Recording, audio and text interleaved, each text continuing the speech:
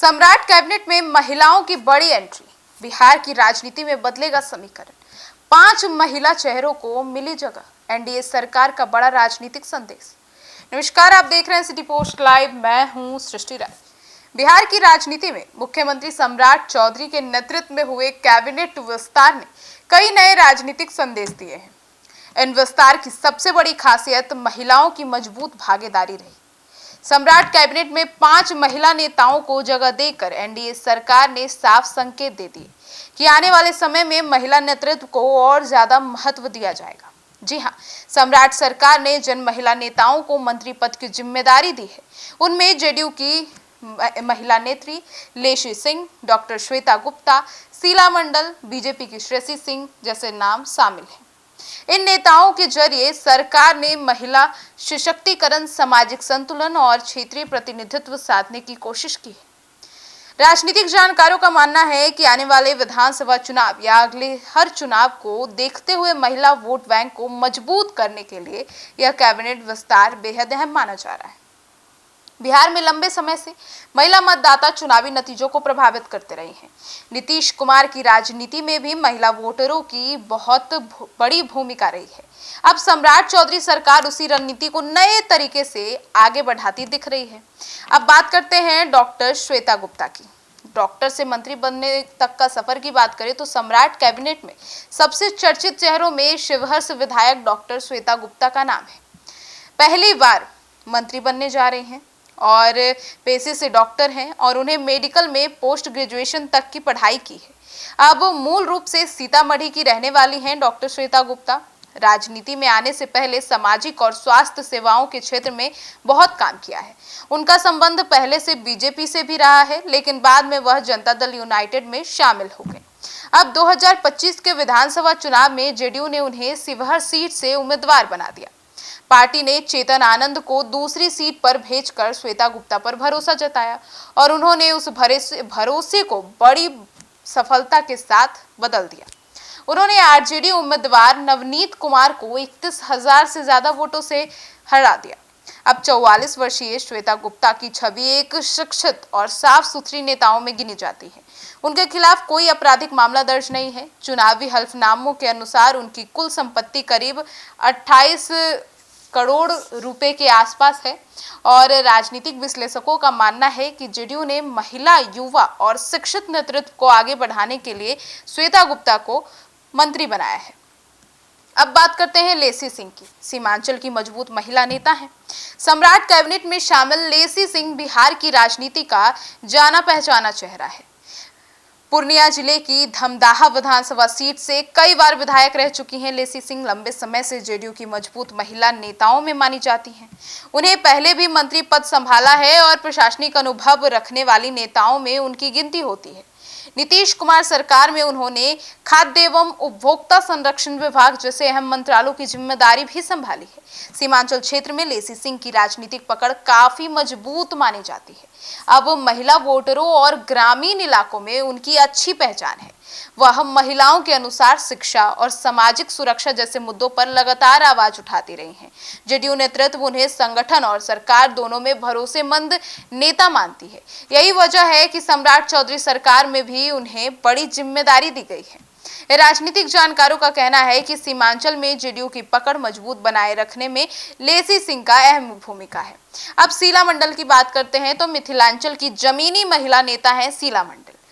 फुलपरास विधानसभा seat से विधायक शीला मंडल की सम्राट कैबिनेट में शामिल की गई हैं। मिथिलांचल क्षेत्र में जेडीयू का मजबूत महिला चेहरा मानी जाने वाली शीला मंडल लंबे समय से सामाजिक और राजनीतिक गतिविधियों से सक्रिय रही हैं और उनकी पहचान एक जमीनी नेता की है, जो कि लगातार महिलाओं, गरीबों और ग्रामीण इलाकों के मुद्दे उठाती रही है। राजनीति में आने से पहले भी वह सामाजिक कार्यों से जुड़ी हुई हैं और शीला मंडल ने विधानसभा चुनाव में शानदार प्रदर्शन करते हुए अपनी राजनीतिक ताकत साबित की है और फुलपरास क्षेत्र में सड़क, शिक्षा, स्वास्थ्य जैसे मुद्दों को लेकर वह लगातार सक्रिय रही हैं।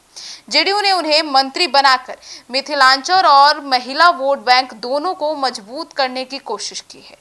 राजनीतिक विश्लेषकों और विशेषज्ञों के अनुसार शीला मंडल का शांत लेकिन प्रभावी नेतृत्व उन्हें अन्य नेताओं से अलग बनाता है। पार्टी संगठन में भी उनकी अच्छी पकड़ मानी जाती है। वहीं बात करें रमा निषाद की तो बिहार की राजनीति में उभरता हुआ एक महत्वपूर्ण नाम है। वे समाज सेवा और पिछड़े वर्गों से अधिकारों के लिए लगातार सक्रिय रही हैं। अपनी मेहनत, सरल स्वभाव और जनता से जुड़ाव के कारण उन्होंने कम समय में राजनीतिक पहचान बना ली। अब उन्हें सम्राट चौधरी के नेतृत्व वाले मंत्रिमंडल में शामिल किए जाने की चर्चाएं तेज थी और आज उन्होंने शपथ भी ले लिया है, जिसे लेकर उनके समर्थकों में काफी उत्साह भी देखा जा रहा है। रमा निषाद लंबे समय से निषाद समाज और गरीब वर्गों की समस्याओं को उठाती रही हैं। शिक्षा, महिला सशक्तिकरण और ग्रामीण विकास जैसे मुद्दे पर काफी उन्होंने और विकास के मुद्दे जो है उन्हें काफी अच्छे तरीके से उठाया है। राजनीतिक जानकारों का मानना है कि कैबिनेट में उनकी एंट्री से पिछड़े और मछुआरा समाज को मजबूत प्रतिनिधित्व मिलेगा। सम्राट चौधरी की टीम में शामिल होकर वे सरकार की योजनाओं को जमीनी स्तर पर पहुंचाने में अहम भूमिका निभा सकती हैं। उनके समर्थकों का कहना है कि रमा निषाद युवाओं और महिलाओं के लिए प्रेरणा है।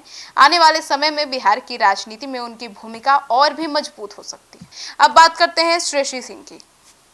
शूटिंग चैंपियन से मंत्री बनने तक के उनके सफर की बात करें तो सम्राट कैबिनेट में बीजेपी की युवा नेता श्रेयसी सिंह की एंट्री ने सबसे ज्यादा सुर्खियां बटोरी है। अंतर्राष्ट्रीय स्तर की निशानेबाज और Commonwealth Games gold medallist Shreyasi Singh Bihar की युवा राजनीति का बड़ा चेहरा मानी जाती है।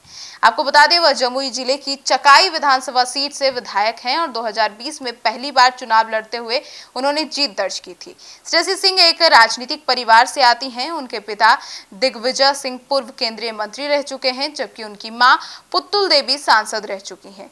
खेल जगत में बड़ी पहचान बनाने के बाद उन्होंने राजनीति में कदम रखा और बीजेपी ने उन्हें युवा महिला नेतृत्व के रूप में आगे बढ़ा दिया। उनकी साफ सुथरी छवि, राष्ट्रीय स्तर की पहचान और युवाओं के बीच लोकप्रियता उन्हें बिहार की राजनीति में अलग स्थान दिलाती है। विशेषज्ञों का मानना है कि बीजेपी ने श्रेयसी सिंह को आगे बढ़ाकर युवाओं और महिलाओं के बीच अपनी पकड़ मजबूत करने का प्रयास किया है और महिला प्रतिनिधित्व से अब बात करें तो क्या राजनीतिक समीकरण बदलेगा, यह सबसे बड़ा सवाल उठ रहा है। तो सम्राट चौधरी सरकार में महिलाओं की मजबूत भागीदारी को सिर्फ कैबिनेट विस्तार नहीं बल्कि राजनीतिक रणनीति के तौर पर भी देखा जा रहा है। बिहार में महिला वोटरों की संख्या लगातार बढ़ रही है और पिछले कई चुनावों में महिलाओं ने पुरुष से भी ज्यादा मतदान किए हैं। एनडीए सरकार यह समझती है कि महिला वोट बैंक चुनावी राजनीतिक और जो है उसे निर्णायक भूमिका निभाती है। अब यही कारण है कि सरकार ने अलग अलग क्षेत्रों में सामाजिक वर्गों से महिला नेताओं को मंत्री बनाकर बड़ा संदेश देने की कोशिश की है।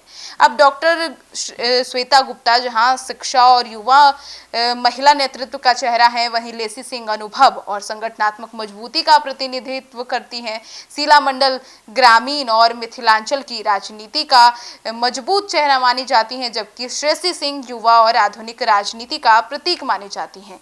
अब इन नेताओं के जरिए सरकार ने सीमांचल, मिथिलांचल, उत्तर बिहार और युवा वर्ग तक अपनी पहचान और जो पहुंच है उसे काफी मजबूत करने की कोशिश कर रही है और विपक्ष भी अब इस पर नजर रख रहा है। सम्राट कैबिनेट में महिला नेताओं को मिली जगह पर विपक्ष भी नजर बनाए हुए है। राजद और कांग्रेस लगातार यह सवाल उठा रहे हैं कि महिलाओं को सिर्फ प्रतिनिधित्व नहीं बल्कि प्रतिनिधित्व, वास्तव अधिकार और प्रभावशाली विभाग मिलना चाहिए। हालांकि एनडीए का दावा है कि उनकी सरकार महिलाओं के सिर्फ राजनीतिक प्रतिनिधित्व नहीं बल्कि नेतृत्व का अवसर भी दे रही है। राजनीतिक विश्लेषकों का कहना है कि अगर इन महिला मंत्रियों को महत्वपूर्ण विभाग दिए जाते हैं तो वे बेहतर प्रदर्शन करती हैं, तो बिहार की राजनीति में महिलाओं की भूमिका और मजबूत हो सकती है।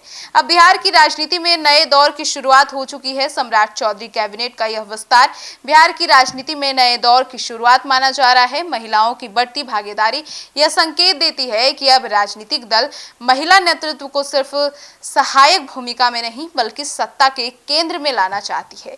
अब बिहार जैसे राज्य में में जहां लंबे समय तक राजनीति पुरुष नेताओं के इर्द गिर्द घूमती रही है, वहां 5 महिला चेहरों को एक साथ कैबिनेट में जगह मिलना बड़ा राजनीतिक संदेश माना जा रहा है। आने वाले समय में इन महिला नेताओं का प्रदर्शन तय करेगा कि बिहार की राजनीति में महिला नेतृत्व कितना प्रभावी बन पाता है।